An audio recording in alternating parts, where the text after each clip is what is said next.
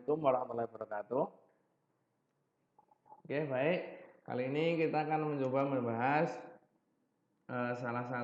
salah dua dari statistika deskriptif, yaitu ada yang namanya diagram batang dan ada yang namanya diagram garis. Kemarin kita bahas apa itu statistika deskriptif. Statistika itu dibagi menjadi dua, ada statistika deskriptif, ada statistika inferensi. Nah, ada macam-macam, ada tipe data. Kalau kalian masih bingung, bisa dibaca, dilihat lagi materi kemarin. Nah, statistika deskriptif itu ada banyak jenisnya, ya. Kemarin kita sudah bahas yang namanya diagram lingkaran, dan sekarang kita bahas yang namanya diagram batang, dan nanti akan ada juga diagram garis. Kita besok akan bahas yang namanya ada histogram, ada yang dan lain-lain untuk data kuantitatif yang jelas. Sekarang kita masih bahas untuk data yang kualitatif atau data yang tidak berbangka. Nah, untuk diagram batang, data yang digunakan untuk diagram batang tentu adalah data kualitatif atau data yang tidak berupa angka atau data yang tidak bisa dilakukan operasi matematika, istilahnya seperti itu. Nah, data kualitatif itu untuk diagram batang. Nah, nanti ada lagi yang untuk data kuantitatif, bentuknya sama seperti diagram batang, mirip, tapi namanya adalah histogram. Itu nanti kita akan bahas kemudian. Nah, tipe untuk diagram batang sendiri itu ada dua, ya. Jadi untuk diagram batang tipenya ada dua, yaitu vertikal dan horizontal. Untuk tipe vertikal seperti ini. Jadi kotak-kotaknya menghadap ke atas bawah seperti ini. Dan untuk tipe horizontal itu tidur, istilahnya kotak-kotaknya ya bentuknya horizontal. Nah, intinya sama, mau horizontal mau vertikal itu terserah yang membuat seperti apa, cuma selera aja sih. Nah, untuk manfaatnya, nanti manfaatnya untuk diagram batang dengan diagram garis itu mirip, yaitu manfaatnya lebih mudah dipahami. Kita melihat seperti ini daripada melihat angka itu kan lebih susah. Nah, ada juga manfaat yang lain adalah lebih mudah membandingkan setiap data. Misalkan di sini saya contoh ada gambar diagram batang, nih contoh di sini ya. Ini A, B, C, D, E. Dari sini kan kelihatan, oh nilai E itu paling tinggi. Nilai C ini kelihatannya, nilai B ini kelihatannya lebih paling rendah. Nah, itu lebih mudah untuk dibandingkan. Nah, kekurangannya ini hanya untuk menyajikan data berkelompok, ya. Untuk data yang satuan itu nggak bisa kita sajikan dengan diagram batang. Manfaat kekurangan yang lain adalah ini belum saya sampaikan, tapi ditampilkan di diagram garis ini sama. Kita tidak gampang ya, harus teliti, harus jeli untuk melihat ini tuh kira-kira nilainya lebih tepatnya itu berapa. Misalkan nih A, oh A ini nilainya berapa sih tepatnya di sini kan kita nggak tahu di sini. Nah, itu kekurangannya. Nah, untuk langkah-langkahnya nanti akan saya jelaskan detailnya. Yang pertama adalah membuat sumbu horizontal dan vertikal, ya nanti saya jelaskan. Kemudian kita bikin keterangannya, jadi nama data di sumbu horizontal dan frekuensi atau dibalik itu terserah nanti selera yang buat. Dan ketiga kita membuat gambarnya, kotak-kotaknya. Nanti akan saya jelaskan. Diagram yang selanjutnya yang akan kita bahas kali ini adalah diagram garis. Nah, diagram garis ini mirip dengan diagram batang, cuma bentuknya dengan garis. Beda ya, bentuknya kayak seperti tadi ya. Nah, untuk data yang akan digunakan itu bisa data kualitatif atau data berupa tidak angka, ya. Bisa juga data kuantitatif atau data berupa angka. Nah, diagram garis bentuknya seperti ini. Untuk manfaatnya sama seperti diagram batang, yaitu mudah dipahami, mudah untuk membandingkan. Di sini ada lagi, yaitu mudah untuk melihat pola data. Misalkan, kalau misal datanya itu tahunan, kita kira-kira bisa memperkirakan sih, oh besok seperti apa datanya.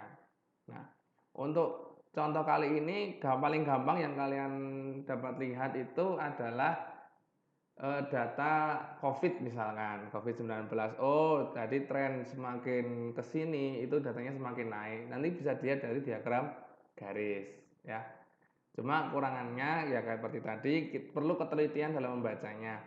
Maksudnya apa? Maksudnya gini, ketika saya mau melihat nih nilai B itu tepatnya berapa sih? Nah, ini nggak kelihatan di sini kira berapa. Nah, jadi kita hanya bisa memperkirakan kira-kira segini. Kecuali nanti kalau di sini kasih keterangan, misalkan oh nilainya 29, oh nilainya 28, seperti itu. Nah, untuk langkah-langkahnya yaitu seperti tadi kita membuat sumbu horizontal dan vertikal atau sumbu X dan Y kalau biasanya kalau orang matematika lihat. Kemudian kasih keterangannya ya untuk sumbu horizontal apa, vertikal apa. Kemudian selanjutnya dibuat titik-titiknya atau poin di sini ya, poin atau titik. Dan setelah dibuat poin titik-titiknya dikasih garis. Oke. Nah, sekarang kita contoh ya, contoh untuk membuat diagram garis dan diagram batang. Yang pertama kita bikin diagram batang dulu ya. Nah, misalkan ini contoh seperti ini, kita punya data yaitu jumlah siswa di suatu sekolah ada kelas 1 itu 70 siswa, kelas 2 80 siswa, kelas 3 ada 50 siswa. Kemudian kita akan coba untuk membuat diagram batang dari data ini ya. Langkah pertama yaitu kita buat sumbu horizontal dan sumbu vertikal. Seperti ini ya. Jadi ini ada sumbu vertikal, ini sumbu horizontal, maaf. Ini sumbu horizontal dan ini sumbu vertikal. Nah, buat seperti ini dulu aja. Langkah kedua adalah kita tulis nilai atau nama data. Terserah ya, ini bisa dibalik-balik. Kalau di sini saya nulis, oh karena ini datanya kelas, maka yang di sumbu horizontal itu kelas. Dan sumbu vertikal itu jumlahnya, jumlah siswa ya. Yang ada kelas 1, kelas 2, kelas 3. Kalau misalnya ada kelas 4, 5, 6 ya nanti teruskan aja ke sana, 4, 5, 6. Di sini ada jumlah-jumlahnya. Setelah itu gambar setiap sumbu yang telah digunakan satu persatu. Misalnya kelas 1 itu ada 70 siswa. Oh ya udah kita bikin gambar aja segini. Kita bikin gambar segini. Nah, ini 70 siswa. Ini kelas 1. Kelas 2 80 siswa, kelas 3 50 siswa. Udah selesai. Jadi membuat diagram batang itu mudah ya. Lebih mudah daripada membuat diagram lingkaran kemarin. Itu seperti itu. Kita nggak perlu melakukan hitung-hitungan, ya, cuma tulis saja seperti itu. Begitu juga untuk soal selanjutnya, misalkan kita ingin mengetahui dengan data yang sama ya, kita ingin membuat diagram garis. Oh ini mesti belum diganti nih ya, harus ganti diagram garis. Langkah pertama adalah seperti tadi, buat sumbu horizontal dan sumbu vertikal seperti tadi. Sama ya, vertikal, horizontal. Kemudian tulis nama seperti tadi. Ya, kalau saya ya tulis kelas 1, kelas 2, kelas 3 seperti tadi, sama langkahnya. Yang beda di sini.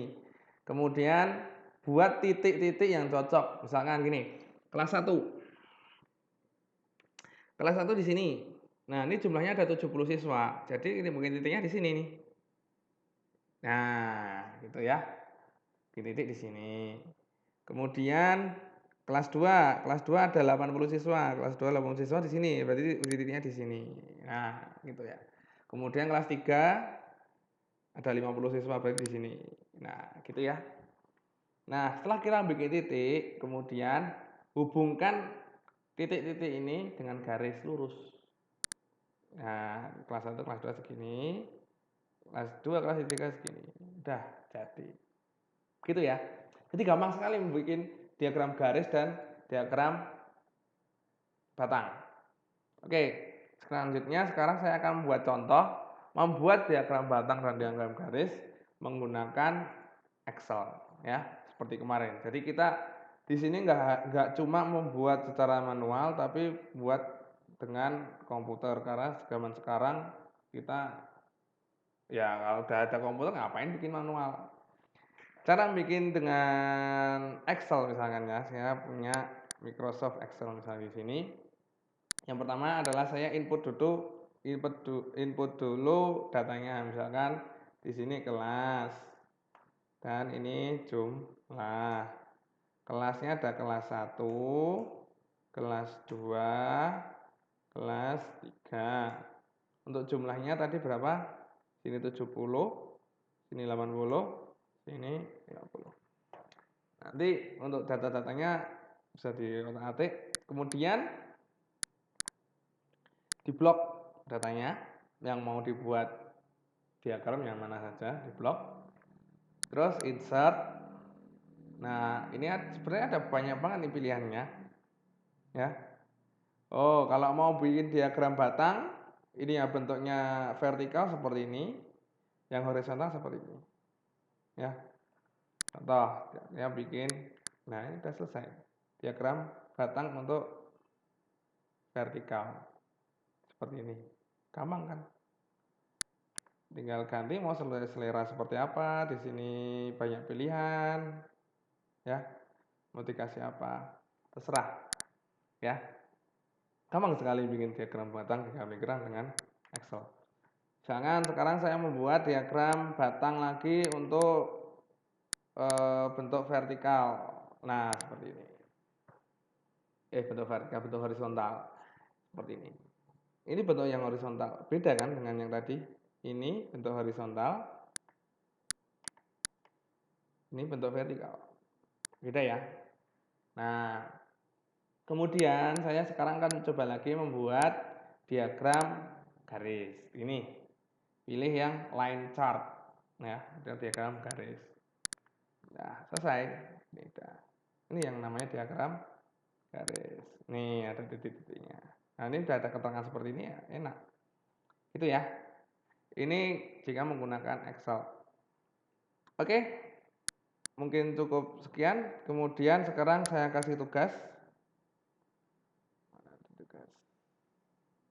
Nah, sekarang silakan kalian cari tugas. Oh, ini tanggalnya belum saya ganti ya. Silakan kalian Senin itu tanggal berapa ya? Kalian cari data. Senin tanggal 5 ya. 5 Oktober. Sekarang kalian silakan cari data. Data yang kemarin juga boleh, yang digunakan di diagram lingkaran juga boleh. Kemudian buat diagram batang dan diagram garis. Ya, jadi buat dua diagram ya. Dengan data yang sama, silakan. Data yang beda juga boleh, silakan. Buat diagram batang dengan diagram garis menggunakan tulis tangan, seperti tadi. Yang kedua yaitu menggunakan Excel ya.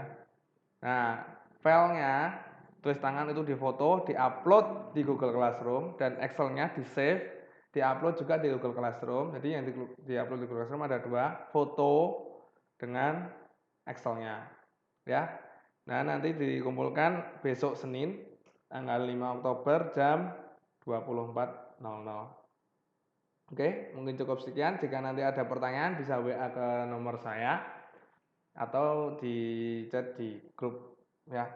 Kurang lebihnya mohon maaf. Billahi taufiq wal hidayah. Wassalamualaikum warahmatullahi wabarakatuh.